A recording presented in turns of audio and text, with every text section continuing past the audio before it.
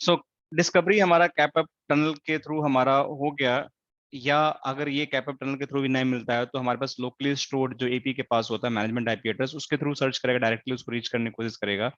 या हमारे पास एक डीएससीपी ऑप्शन 43 होता है जो डीएससीपी सर्वर में कॉन्फ़िगर होता है, उसके थ्रू भी हम इसको कर सकते हैं, जिसमें डब्ल्यूएलसी की इंफॉर्मेशन होती है, वहां से वो 43 मैसेज को यूज करके ऑप्शन 43 के अंदर वो डीएससीपी के थ्रू डब्ल्यूएलसी पे चला जाएगा। अगर उससे भी नहीं मिलेगा तो आपके लैब के थ्रू जाएगा, जो आपको डोमेन को रिजॉल्व करने की कोशिश करेगा। अगर ये सारे नहीं मिलेंगे, that is going to repeat the process again. So ये आपका ऑपरेशन होता है कि डब्ल्यूएलसी को सर्च करता है कैसे एपी। ये पूरे 4 स्टेप 5 स्टेप्स होते हैं जो रिपीट होते रहते हैं, मिल गया तो आपका काम खत्म हो जाएगा। अब आपका बात आती है कि जब आप एक्सेस पॉइंट ऑपरेशन को ज्वाइन करते हो, राइट, ये जो हमने ऑपरेशन पढ़ा अभी तक, डिस्कवरी ऑपरेशन प्रोसेस, तो इसके अंदर क्या होता है कि ज्वाइन प्रीवियसली जो भी एक्सेस पॉइंट होता है कि डब्ल्यू एस सिलेक्शन प्रोसेस, अगर मान के चलो कि उसने खोजा और उसको 2 WLC मिल गए। मान के चलो कि मैं एक डब्ल्यू एपी हूँ, अब मेरे नेटवर्क में 2 WLC हो सकते हैं, प्राइमरी एक सेकेंडरी हो, तो मैं किसको ज्वाइन करूंगा? ये मैं एपी हूँ और मेरे ब्रेन में दोनों ही डब्ल्यूएलसी हैं, तो किसको ज्वाइन करूंगा? तो जो मैं प्रीवियसली जिससे कनेक्टेड होऊंगा उसको ज्वाइन कर लूंगा। ये तो पहला क्राइटेरिया हो सकता है। दूसरा, जो मास्टर कंट्रोलर है, अब उसमें डिफाइन करना पड़ता है एचए में कौन मास्टर है कौन आपका बैकअप है, तो मास्टर कंट्रोलर को आपको ज्वाइन करेगा। या अगर ये मास्टर और आपका स्लेव वाला कॉन्सेप्ट नहीं है, बैकअप वाला कॉन्सेप्ट नहीं है, तो लिस्ट लोडेड कंट्रोलर, मतलब इस पे अगर मान के चलो 100 एपी कनेक्टेड है और इस पे 50 एपी कनेक्टेड है, तो आपको ये 50 एपी वाला को ही ज्वाइन करेगा, 100 वाला को नहीं ज्वाइन करेगा। लिस्ट लोडेड, इस पे आपका कम लोड है तो इस पे ज्वाइन करेगा। तो अगर आपको 2 WLC मिल गया, उस केस में आपको ज्वाइनिंग प्रोसेस होगा, वो ये 3 फैक्टर पे डिपेंड करता है कि आपने प्रीवियसली किसको ज्वाइन किया है, आपका मास्टर डब्ल्यूएलसी कौन है, या अगर ये दोनों ही आइडेंटिकल हो गए तो फिर तीसरा अब आता है, ये दोनों ही कंडीशन आपका नहीं फुलफिल होता है, तीसरा आता है कि 2 WLC मिल गए, आपने इसको प्रीवियसली ज्वाइन भी नहीं किया है और मास्टर भी नहीं है, दोनों में से कोई मास्टर स्लेब भी कन्फिगर नहीं किया है, एचए नहीं कन्फिगर किया आपने, तो उस केस में आपका बेसिकली ज्वाइन जो होगा लिस्ट लोडेड कंट्रोलर को ज्वाइन करेगा, मतलब जिसपे आपका कंट्रोलर का सबसे कम नंबर ऑफ कंट्रोलर्स कन्फिगर्ड होंगे उसको ज्वाइन करेगा वो।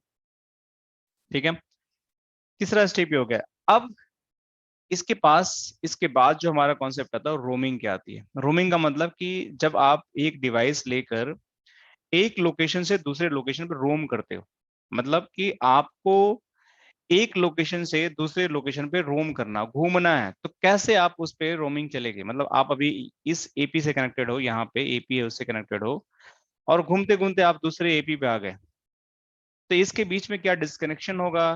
क्या आपका नेटवर्क चला जाएगा या कैसे रोमिंग होगा?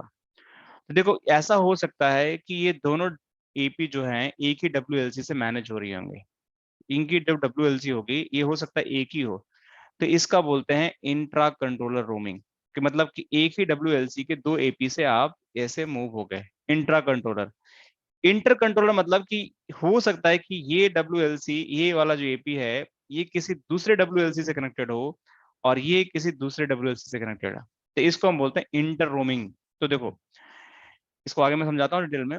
तो when wireless client change it access point associations, मतलब एक एक्सेस पॉइंट से दूसरे एक्सेस पॉइंट पे वो अगर चेंज करता है, तो that is known as the roaming. Simple सी बात है, मतलब आप अभी लैच हो अपने एक एक्सेस पॉइंट पर, घूमते घूमते आप दूसरे लोकेशन पे चले गए, तो उसका रेंज तो नहीं रहेगा ना, कि आपको ऐसा तो है नहीं कि एक एक्सेस पॉइंट आपको हर जगह आपको सिग्नल्स देगा। तो अगर आप दूसरी जगह चले गए, so that is going to basically provide the different access point is going to provide you the signals। तो वहां पे आप रोम कर गए, मतलब एक जगह से दूसरी जगह आप घूम गए। तो उसमें 2 कंडीशन हो सकते हैं कि वो सामने वाला जो कंट्रोलर के पास गए हो, मैं सामने वाले एपी के पास गए हो, आपको सेम कंट्रोलर से मैनेज हो रहा होगा जो डब्ल्यूएलसी है, या वो दूसरे से भी हो सकता है मैनेज हो। तो अगर सेम कंट्रोलर से होगा तो उसको roaming between the access point which are connected to the same W LAN. Intra intra का तो ये हो गया, इंटर का हो गया roaming between the access point which are connected to different wireless LAN controllers. तो ये 2 चीज आपको ध्यान रखना है, इंट्रा और इंटर। अब हम बात करते हैं पहला रोमिंग कंडीशंस के, जो हमारा है इंट्रा कंट्रोलर्स का। तो देखो, आपका एक WLC है ये वाला, एक WLC है दो वाला। सॉरी, इंट्रा की जगह हम पहले लेयर 2 और लेयर 3 रोमिंग की बात करते हैं, ठीक है। अब इसमें होता क्या है कि दो तरह की रोमिंग होती है, एक लेयर 2 होती है, एक लेयर 3 होती है। इंट्रा इंटर तो हम समझ गए कि मतलब कि जैसे ये मान के चलो एक WLC है, इसी WLC से यहाँ पे एक AP कनेक्टेड और है, ठीक है, और यहाँ पे एक आपका क्लाइंट कनेक्टेड है। अब ये क्लाइंट मूव हो गया यहाँ से यहाँ, तो इसी कंट्रोलर पे आया ना, तो इसको हम बोलेंगे इंटर। लेकिन यहाँ पे देखो इंट्रा हो गया, मतलब कि यहाँ से यहाँ अगर मूव हो गया तो ये इंट्रा हो गया, एक WLC दूसरे WLC पे चला गया। लेकिन इसके अंदर भी दो तरह की रोमिंग होती है, एक आपका लेयर 2 रोमिंग होता है, एक लेयर 3 रोमिंग होता है। लेयर 2 क्या होता है कि मतलब यहाँ पे जो आपका यूजर है सेम सबनेट में कनेक्टेड है, उसी सबनेट में दूसरी WLC पे चला गया, हालांकि ये इंटर रोमिंग हो गया क्योंकि दूसरे कंट्रोल पे चला गया, बट सबनेट सेम है, तो उसको हम लेयर 2 रोमिंग बोलते हैं। That is going to layer 2 roaming, भैया आपका एक ही सबनेट से दूसरे सबनेट में नहीं गया, सेम सबनेट में दूसरे लोकेशन पे दूसरे WLC पे चला गया। तो यहाँ पे आपका WLC जो होता है ये क्या करता है कि जैसे यहाँ पे आपका कैपअप टनल बना हुआ WLC से, तो ये जो WLC आपस में भी कैपअप टनल बनाती हैं, ये WLC भी आपस में कैपअप टनल बनाती हैं। तो जैसे ही आप यहाँ से उठ के यहाँ पे आ गए, तो आपको सेम सबनेट का IP मिल जाएगा और आप बिल्कुल सिमलेसली कम्युनिकेट करते रहोगे, कोई दिक्कत नहीं आएगी। And that is a layer 2 रोमिंग्स आपके यहाँ पे आ जाएगा। सो जैसे यहाँ नेटवर्क है आपका, सेम नेटवर्क है। अब इस सेम नेटवर्क के अंदर आपका देखो, अब यहाँ पे विलेंस चेंज हो गया, विलेन 10 100 200 हो गया।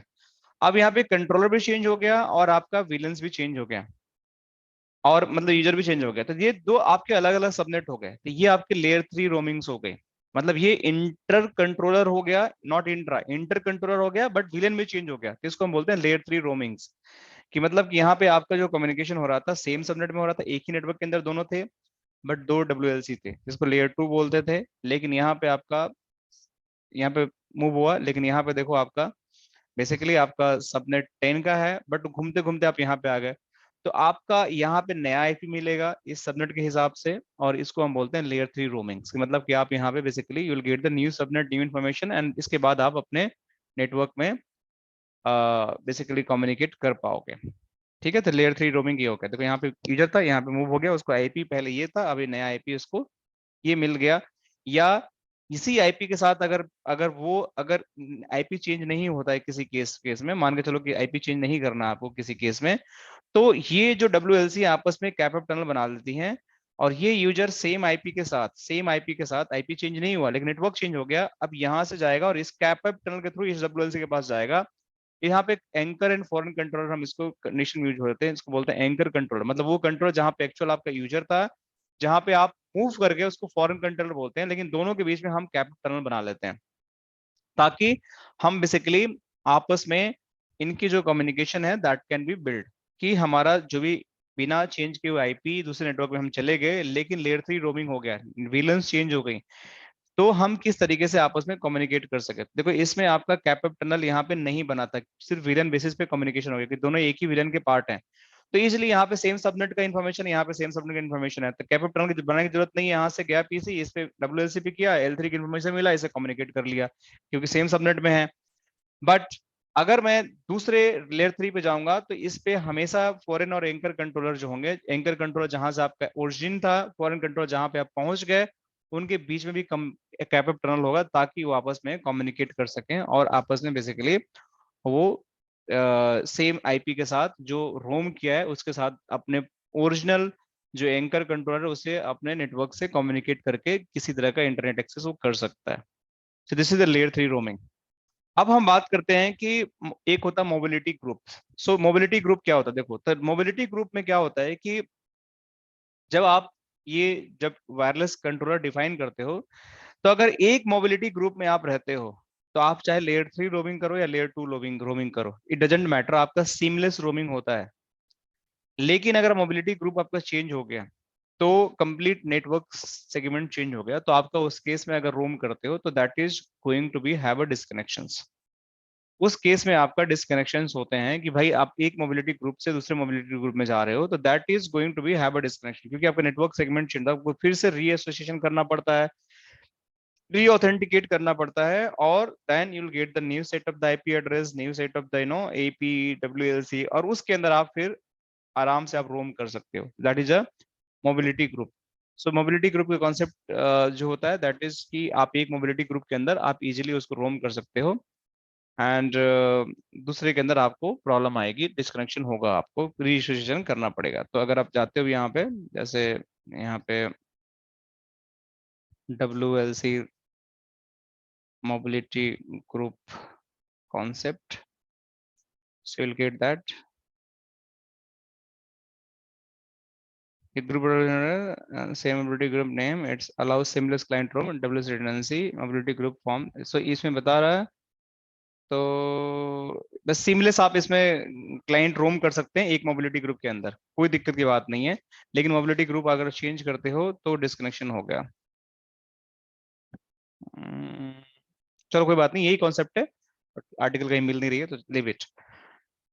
तो इस तरीके से आप WLC रोमिंग, आप इसके कॉन्सेप्ट एक बार इसके थोड़ा सा बुक में देख लेता हूँ कि what else, let me see mobility group यहाँ पे कहीं दिखता है क्या, यहाँ पे होगा, रुको, सेंट्रलाइज रोमिंग, हाँ। सो लेयर 3 कहाँ गया यहाँ पे, लेयर 3 रोमिंग, वही चीज है, दूसरे एपी से आ गया, दूसरा वीलेंस हो गया, सब उसी चीज को थोड़ा यहाँ समराइज किया हुआ है। एंकर फॉर कंट्रोल यहाँ पे कैपेबल बनाया, स्केलिंग मोबिलिटी ग्रुप, इसको controller can be organise into mobility group to facilitate inter controller roamings, right? Mobility group become the important as the wireless network scale, and there are more centralized control cooperate provide the coverage of the large area. If two centralized controller configured belong to same mobility group, clients can roam quickly between them। layer 2 layer 3 roaming are both supported, यही बताया था मैंने, along with the CCKM की जो कैसिंग जो होता है वो सब भी सपोर्ट करता है। if two controllers are assigned to different mobility group, client can still roam between them, but the roam is not very efficient। इसमें डिस्कनेक्शंस होते हैं, मतलब रोम कर सकते हैं, credential are not cached and shared, इसमें बहुत सारे प्रॉब्लम होते हैं, and so client must go through the full authentication during the roams. तो इसमें आपका डिस्कनेक्शन होना ही होना है। देखो क्लियर लिखा हुआ है, if two controllers are assign different mobility group, client can still roam, कर सकते हैं, but the roam is not very efficient, credential are not cast and shared. मतलब एक मोबिलिटी ग्रुप के क्रेडेंशियल दूसरे मोबिलिटी ग्रुप में नहीं शेयर करते हैं तो उसको रीऑथ करना ही पड़ेगा। जब तक क्लाइंट रीऑथ नहीं करेगा, रीएसोसिएशन नहीं करेगा, देन वो रोम नहीं कर सकता है। So mobility group have the implies hierarchy so in this में, तो तीन अलग अलग मोबिलिटी ग्रुप है, तो आप सेम के अंदर तो बड़ी आसानी से घूम सकते हो, कोई दिक्कत नहीं। दूसरे में अंदर जाओगे तो आपको डिस्कनेक्शन झेलना ही पड़ेगा, रीऑथेंटिकेशन करना ही पड़ेगा। तो this is the key concept of the mobility group, आप लोग को ये इसके बारे में थोड़ा पता होना चाहिए, इसलिए ये आपको बता रहे हैं।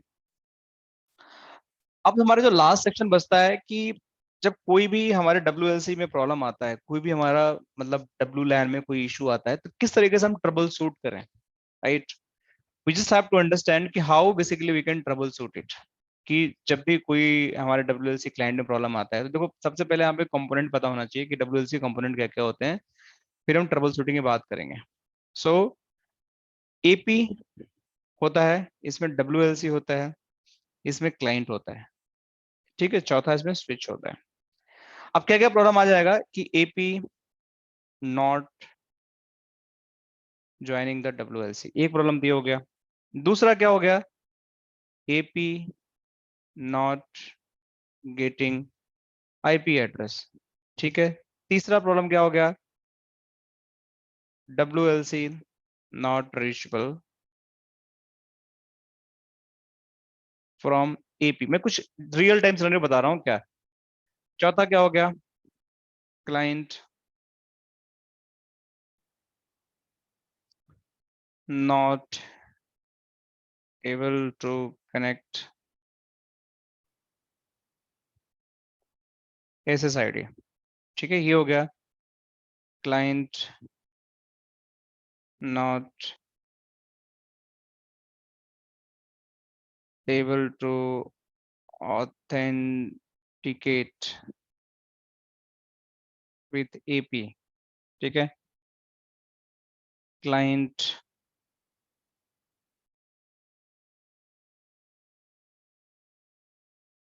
Having poor signal strength, strength G T H होगा ना, स्ट्रेंथ, और लो स्पीड।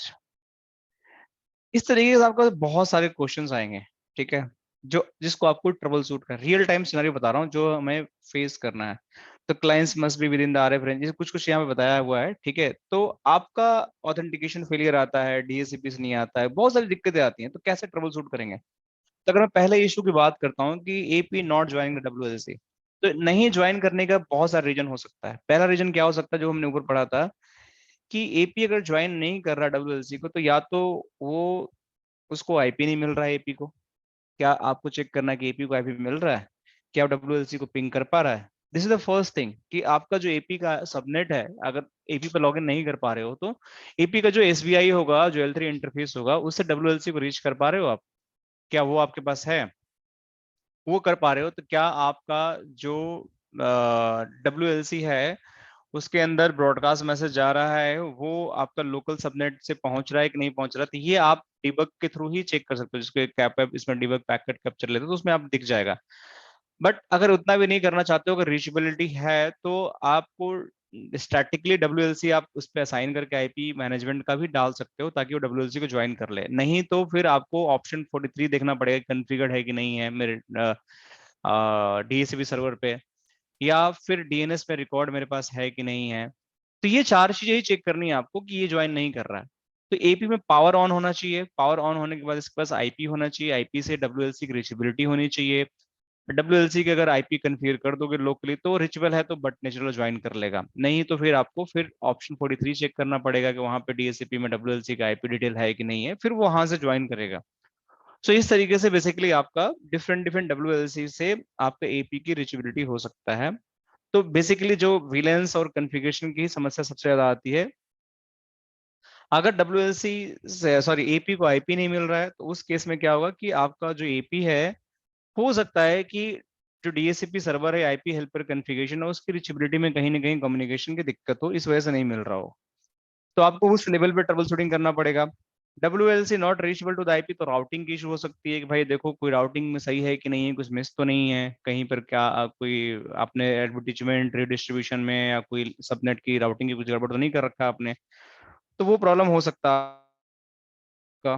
फिर client not able to connect SSID, तो एसएसआईडी कनेक्ट नहीं कर पा रहा, तो उसके कई सारे रीजन हो सकते हैं। ऑथेंटिकेशन नहीं हो रहा होगा, या फिर यूजर नेम पासवर्ड नहीं वो सही से डाल रहा होगा, ऑथेंटिकेशन का ही पार्ट आता है बेसिकली। तो देखो यहाँ पे बहुत सारे रीजन आते हैं, कि क्लाइंट का जो ऑथ चेक फेल हो गया, आपका क्लाइंट ऑथेंटिकेशन फेल हो गया, वेब रिक्वेस्ट फेल हो गया, तो मेजोरिटी ऑफ द ऑथेंटिकेशन से, या फिर क्लाइंट के पास आईपी नहीं मिल रहा है, तो कैसे क्लाइंट करेगा एसएसआईडी, आईपी तो चाहिए पहले उसको, तो उसको डीएससीपी की आईपी भी नहीं मिल रहा होगा, ये भी हो सकता है।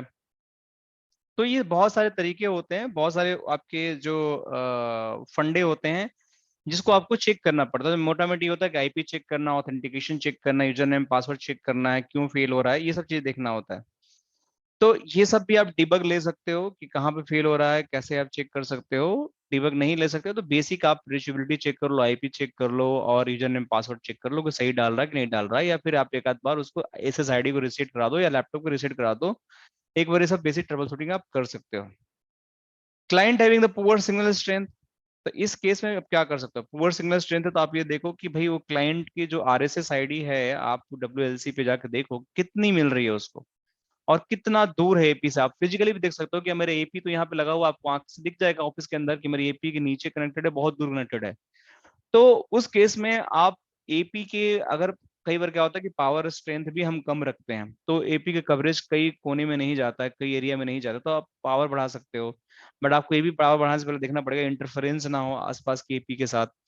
तो आपको उस पे स्पेक्ट्रम का एनालाइज करना पड़ेगा, आपको साइट सर्वे कराना पड़ेगा, और फिर आप जाके पावर बढ़ा सकते हो साइट सर्वे कराकर। बट जनरल केस में अगर पुअर सिग्नल आ रहा है दैट मीन्स कि वो या तो क्लाइंट जो है बहुत दूर बैठा है एपी से, उसको बोलो भाई थोड़ा पास बैठ जाए, या उस एरिया में आपको नया एपी लगाना पड़ेगा ताकि उसको सही से बेसिकली आपको मिल सके उसको सिग्नल्स। तो ये कुछ कॉमन ट्रबल शूटिंग्स होते हैं जो बेसिकली आपको जानना चाहिए एपी को जब भी ट्रबल शूट करो। तो डब्ल्यू लैन ट्रबल शूटिंग के बारे में ये सब कि आपको ज्वाइनिंग बिगन हो गया, और चेक मतलब कि ऑथेंटिकेशन चेक हो रहा है, ये सब डीबग्स में आपको दिखेगा। लेयर 2 ऑथेंटिकेशन, यहाँ पे A22.1s ऑथेंटिकेशन, ये आपका मैसेज आएगा L2 ऑथ कॉम्प्लीट, मतलब layer 2 authentication is successful, layer 3 policy begun, WEP request मतलब client must pass the authentication, WEP authentication, DHCP request मतलब इसको आईपी मिलेगा। ये सब अलग अलग कोड्स होते हैं, तो आपको डिबग लेते हो तो ये सारी चीज दिखेंगे आपको। तो अगर कुछ इसमें से आपको फेल हो रहा है दैट मीन्स कि यू कम टू नो कि कहाँ पे मेरा दिक्कत आ रहा है। तो इस तरीके से आप बेसिकली WLC को ट्रबल शूट भी कर सकते हो। तो in wireless basically we have understand lot of things कि भाई हमें जो कॉन्सेप्ट लेयर 1 कॉन्सेप्ट क्या होता है, कैसे हमारा कम्युनिकेशन होता है, किस तरीके से हमारा एक लोकेशन से दूसरे लोकेशन पर सिग्नल का ट्रेवल होता है, वो एनालॉग सिग्नल्स होते हैं जिसको फ्रीक्वेंसी बैंड में हम करते हैं, ये भी लेयर 1 ओवर द एयर है, ये भी लेयर 1 ही है। जिसको RF पावर को कैसे हम मेजर करते हैं, डीबीएम में कैसे इसको हम मेजर करते हैं, दो पावर्स को, क्या हमारा डीबीएम का लॉगरिथम का क्या कॉन्सेप्ट होता है, RSSI का मतलब क्या होता है, सिग्नल टू नॉइज रेशियो का क्या मतलब होता है, इंटरफेरेंस नॉइज क्या होता है, तो बैंड्स क्या होते हैं, चैनल्स क्या होते हैं, वायरलेस क्लाइंट डिवाइस लाइक हमारे पास जो होती हैं उनके अलग अलग क्या क्या मतलब कंपैटिबिलिटी होती है, किस बैंड पे कौन सा डिवाइस सपोर्ट करता है। 802 आपका अलग अलग बैंड मैंने दिखाया अपने जैसे डिवाइस को लेकर यहाँ पे, तो अलग अलग स्टैंडर्ड पर अलग अलग बैंड, उनकी स्पीड के बारे में। फिर हमने देखा कि एपी मोड्स क्या होते हैं, एपी मोड्स में हमने पढ़ा कि फ्लेक्सनेट मोड क्या होता है, हमारे पास ऑटोनोमस मोड क्या होता है। फिर फ्लेक्सनेट मोड के अंदर सब मोड्स क्या होते हैं, जैसे local mode, sniffer mode, monitor mode, bridge mode, flex bridge mode, हमने एसी कनेक्ट मोड के बारे में पढ़ा।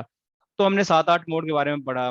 तो वो सारे मोड्स का मतलब क्या होता है, एंटीना टाइप क्या होता है, पैच एंटीना क्या होता है, ओमनी डायरेक्शनल एंटीना क्या होता है, इनकी कवरेज क्या होती है, किस तरीके से ये हमारे नेटवर्क को हेल्प करते हैं in term of the providing the coverage. फिर हमने ये देखा कि अगर कोई नया एपी है तो वो जब ज्वाइन करना चाहता है WLC को तो वो क्या प्रोसेस करता है, डिस्कवरी प्रोसेस क्या होता है, किस तरीके से वो ज्वाइन करता है, कैसे कैसे स्टेट में जाता है, कैसे वो आप पावर ऑन करते हो तो वो पहले आपको बेसिकली आईपी मिलता है, फिर वो WLC को सर्च करता है, फिर कैपअप टनल बनाता है, फिर उस वहां से इमेज डाउनलोड करता है, फिर वहां से कन्फिग डाउनलोड करता है, फिर रन स्टेट में जाता है, फिर ज्वाइन करता है। फिर जब ज्वाइन करता है तो कौन से WLC को सिलेक्ट करता है, उसके प्रोसेस क्या होते हैं कि आपका जो प्रीवियसली नोन WLC आईपी होता है उसको सर्च करता है, या किसी दूसरे WLC जो मास्टर है उसको सिलेक्ट करेगा, या अगर दोनों नहीं मैच होते हैं तो फिर वो लिस्ट लोडेड WLC को सिलेक्ट करेगा। फिर हमने ये देखा कि हमारे पास कि रोमिंग्स का कॉन्सेप्ट क्या होता है, इंट्रा कंट्रोलर रोमिंग क्या होता है, इंटर कंट्रोलर रोमिंग क्या होता है, लेयर 2 रोमिंग क्या होता है, लेयर 3 रोमिंग क्या होता है, मोबिलिटी ग्रुप्स क्या होते हैं।